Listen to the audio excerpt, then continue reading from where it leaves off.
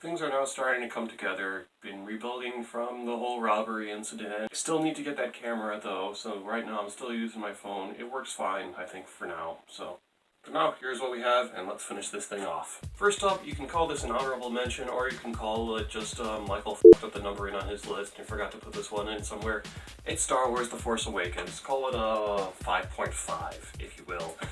I loved this movie. It's not my top pick of the year, but I understand why people would put it as their top pick of the year.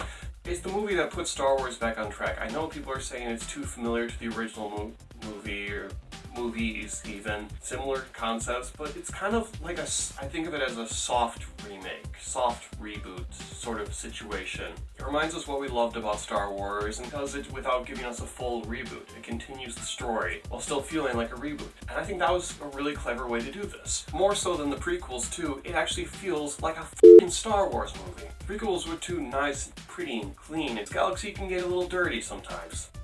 Force Awakens showed that and actually felt like I was watching a new Star Wars movie on the big screen for the first time.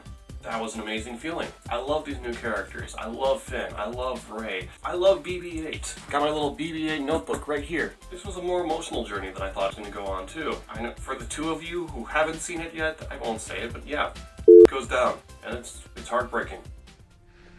A magical power holding together good and evil, the dark side and the light. Crazy thing is, it's true. The Force, the Jedi, all of it. It's all true. Now for number 5, we have The Revenant, this movie. This movie. This was one of those movies that the director did just because he f***ing loves making movies, and you can really feel that. And a lot of times movies like this would come off kind of self-indulgent or pretentious to me. This one doesn't. I was just totally along with it for its admittedly pretty long runtime. Like, I hear things about how it was only done with natural lighting, and it's like small details like that that you may not notice on a conscious level, but on some level they do add to the film, to the look and the feel and the realism and the beauty, and oh my god, this f***ing movie is great. It's just gorgeous and beautiful, and they use a lot of really long takes. The director of this movie, whose name I won't even try to pronounce, I'll just put it down here, his previous movie was Birdman, which was made to look like it was all in one take. I liked it. For some people it was a little much. I think he found a good balance here. He uses a lot of long takes, but they all seem to have a purpose. It's like he only cuts in the movie if it is completely necessary to do so. Otherwise, he just wants the movie to continue its movement naturally. And Leo in this movie, I gotta be honest, I've never really been on the Leo bandwagon. He's fine. I liked him in Django Unchained. Here though, I don't know what it is. It's just he f***ing nails it. Part of it I think is because he doesn't talk that much in the movie. He gets the shit kicked out of him by a bear pretty early in the movie. Pretty much loses his voice for the rest of it, so it's all done with facial expressions, and he does a great job. There's 3 central conflicts a movie can have: man versus nature, man versus man, and man versus self. The movie does all 3, and it f***ing nails all 3.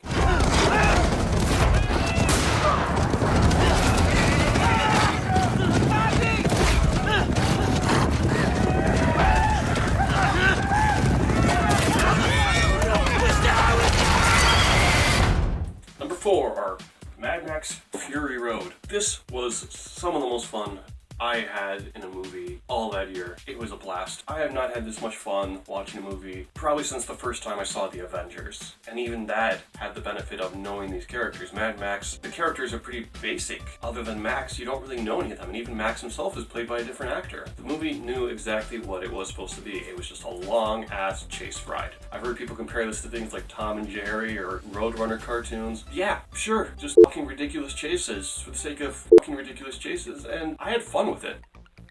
I can criticize its minimal story, I can criticize its lack of character development, or that Max is a pretty boring character himself, but to do that would miss the point of the movie. Why does something like this works where something like the Transformers movie don't? This movie knows how to keep ratcheting up the tension, and knows where to take a break, and it makes action fun.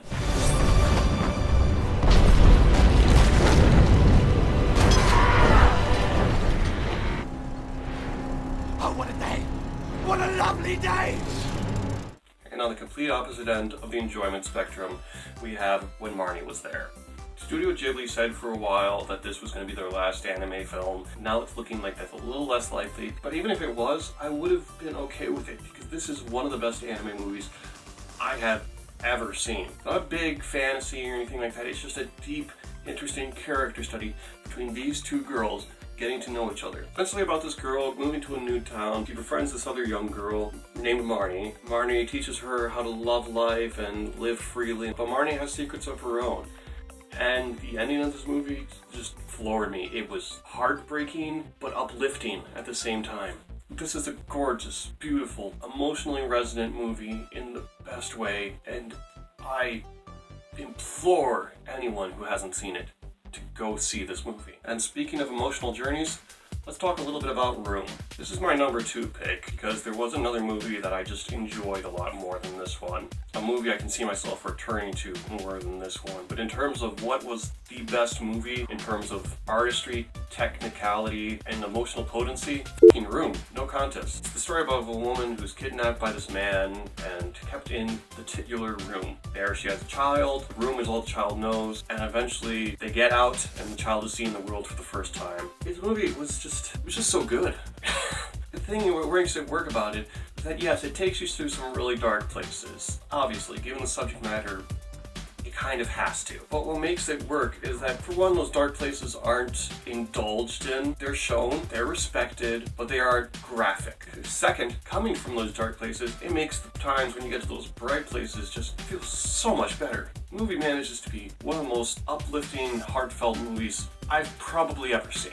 And it does so with a premise so dark. My criticisms of this movie are really minor. I really only have one, and that's there's some characters in it that kind of appear, something happens, and they're just kind of gone for the rest of the movie. You don't really see them again, you don't really find out what happens to them. But in a way, I almost see that working, because the movie is shown from the kid's perspective, and he doesn't know what's happening to these people. So why would we? And even that is a very minor criticism of what is just a damn near perfect movie all around. Every performance is perfect, especially from these main two. That kid, oh my god. What I love about him is he's not a typical Hollywood kid. There are times in the movie where he's being just kind of a little shit.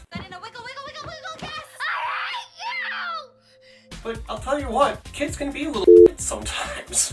They were willing to show that and still make him a likable character. Because you understand that he's just being a child. A child who grew up in very unusual circumstances, too. It's an amazing movie, one of the best of the year. But there was one more that I enjoyed just a little bit more than that, and that was Inside Out. Inside Out is the best Pixar movie that's come out yet.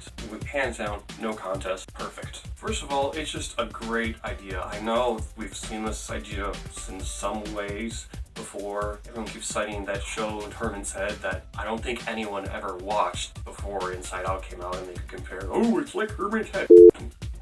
Anyway, it's a great idea. It's very original in the way they execute it. It shows what emotions are like and what the brain is like in a way that appeals to kids and in a way that's still interesting and entertaining to adults too. And it's f***ing funny. My god, this movie is great. Oh, we made it! We're finally gonna get home! Oh no, these facts and opinions look so similar. Don't worry about it. Happens all the time. All the voice actors they got are perfect for their roles. It's funny, actually, Bill Hader as Fear was the one that I wasn't a little sure of. I'm like, really? Him? He ended up being my favorite character. The dude cracked me up. All the points in the movie where I got the biggest laughs came from Fear. Just thinking about them now, actually.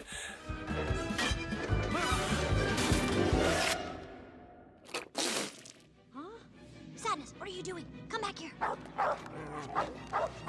It's just a dream, it's just a dream, it's just a dream. But it's also just a wonderful journey, and I'm not gonna lie, I was tearing up a little near the end. There's actually a couple points to where I teared up a little bit. The first point, I should, say this as a little bit of a warning. Again, for the two of you who haven't seen it yet, there's a character who has to make a sacrifice for another character. Remember I saw this in theaters opening weekend with a packed house, lots of kids there. As soon as that happened, you could hear the kids start crying.